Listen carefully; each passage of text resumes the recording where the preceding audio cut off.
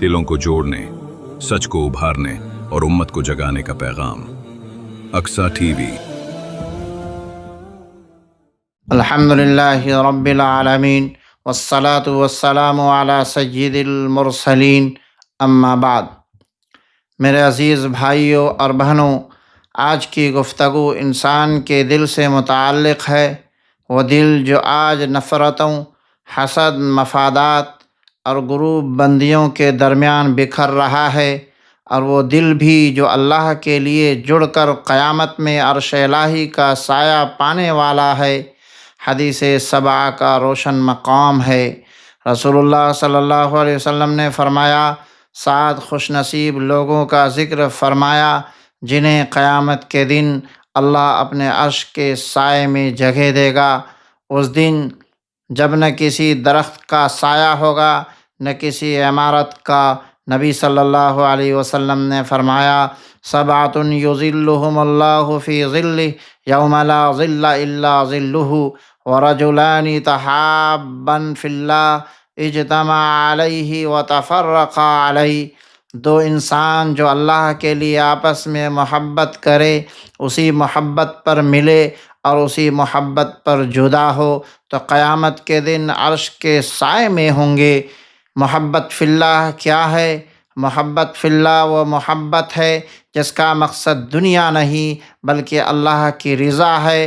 اس میں دنیاوی فائدے نہیں، مفاد نہیں، لالچ نہیں، رشتہ داری کا دباؤ نہیں، نہ کوئی ذاتی غرض، بلکہ صرف ایک وجہ، وہ اللہ کا بندہ ہے، اسی لیے میں اس سے محبت کرتا ہوں۔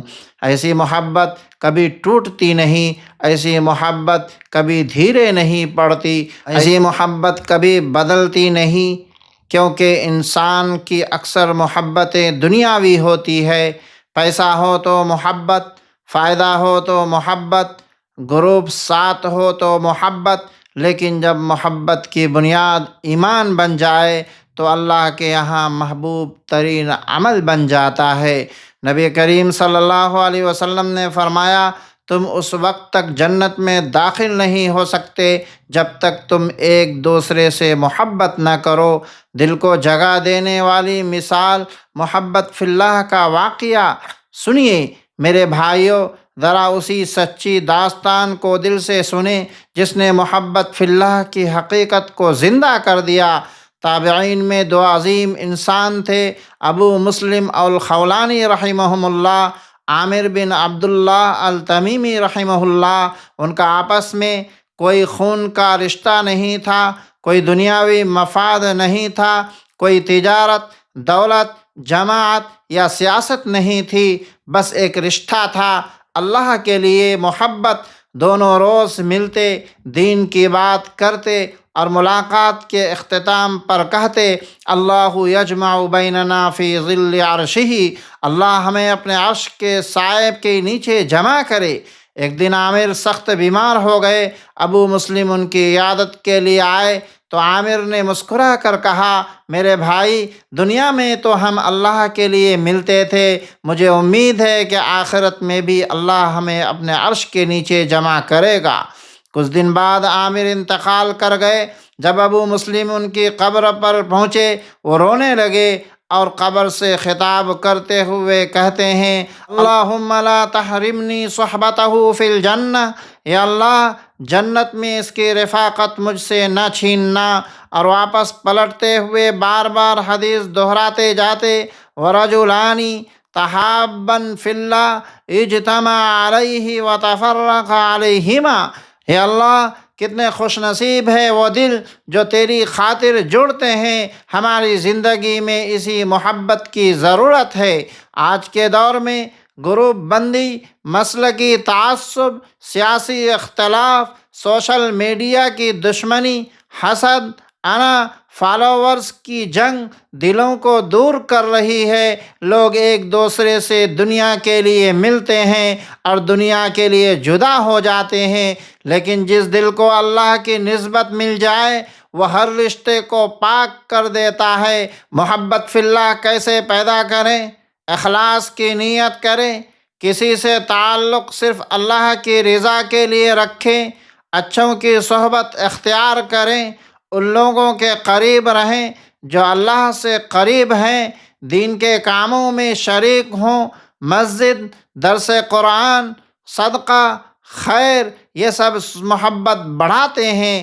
غیبت، حسد، بغض کو دل سے نکال دیں، یہ محبت فی اللہ کے دشمن ہے۔ سلام کو عام کریں، نبی صلی اللہ علیہ وسلم نے فرمایا سلام پھیلاؤ، محبت بڑھ جائے گی۔ دعا کریں اللہم ارزقنی حبک وحب من یحبک، یا اللہ مجھے اپنا اور اپنے محبوب بندوں کا محبوب بنا دے، اس محبت کا اجر عرش کا سایہ ہے۔ میرے عزیزو، قیامت کے دن جب سورج سر پر ہوگا، زمین تانبے کی طرح گرم ہوگی، انسان اپنے پسینے میں ڈوبے ہوں گے، اس دن عرش الہی کے سائے میں چند خاص لوگ ہوں گے، اور ان میں سے ایک وہ بھی ہے، دو لوگ جو اللہ کے لیے محبت کرتے تھے۔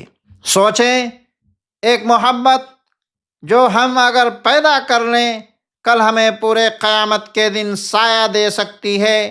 میرے بھائیوں، آج اپنے دلوں کا جائزہ لیجئے، ہم کس کے لیے محبت کرتے ہیں، کس کے لیے ناراض ہوتے ہیں، کس کے لیے رشتے جوڑتے ہیں اور کس کے لیے رشتے توڑتے ہیں۔ اگر آج ہم نے اپنے دل کو اللہ کے لیے کر لیا تو کل قیامت کے دن اللہ اپنا سایہ ہمیں عطا فرمائے گا۔ اے اللہ، ہمیں سچی محبت فی اللہ عطا فرما، دلوں کے میل دھو دے، ہمارے رشتوں کو پاکیزگی دے، اور ہمیں عرش کے سایہ والوں میں شامل فرما۔ آمین یا رب العالمین۔ والسلام علیکم ورحمۃ اللہ